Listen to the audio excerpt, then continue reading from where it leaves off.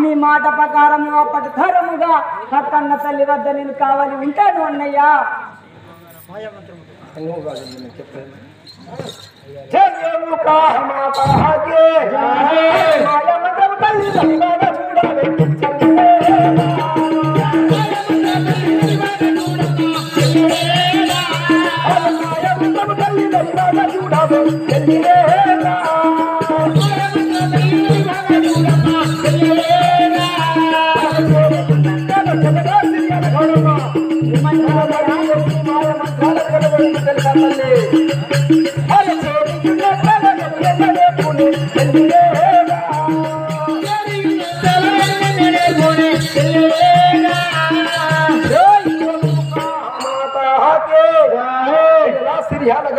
ఏమంటున్నావు అన్నయ్య? మన తల్లి చాలా మాయలాడి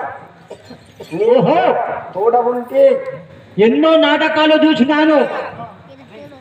ఈ యొక్క నాటకం నాకు చాలా నచ్చినదని చెప్పేసి బొడ్డు రాజాధవుడు కొడుకులు విద్వాన్ శృతి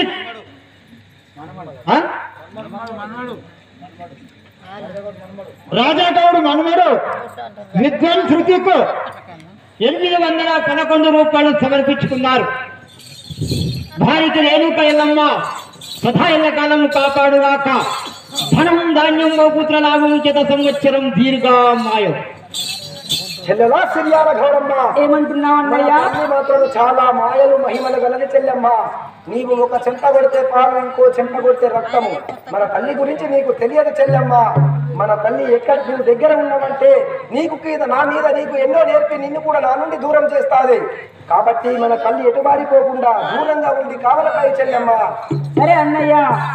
జాహిరేనుగా మాతా అయ్యో ఎన్ని నేర్పినా గాని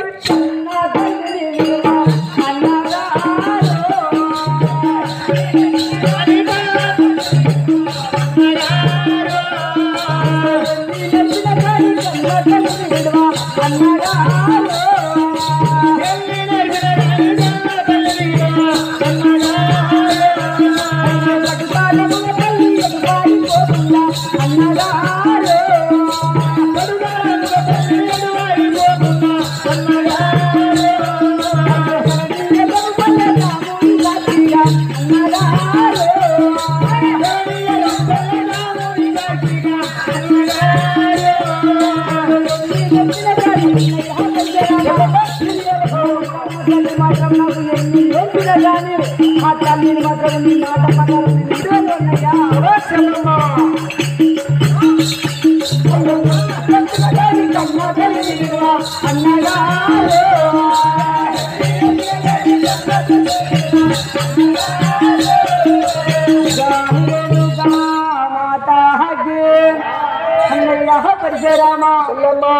మన కన్న తల్లి మాత్రము ఎన్నెన్ని నేర్పినా గాని నీకు మాట ప్రకారము మాత్రము నేను ఆ తల్లిని మాత్రం ఇడవను అన్నయ్యా.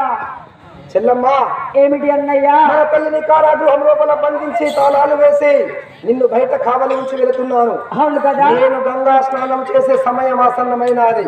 నేను వెళ్ళి గంగా స్నానం ఆచరించి వస్తాను. నేను వచ్చేంత వరకు మన తల్లి ఎటుపోకుండా ఇక్కడే కావలి ఉండు.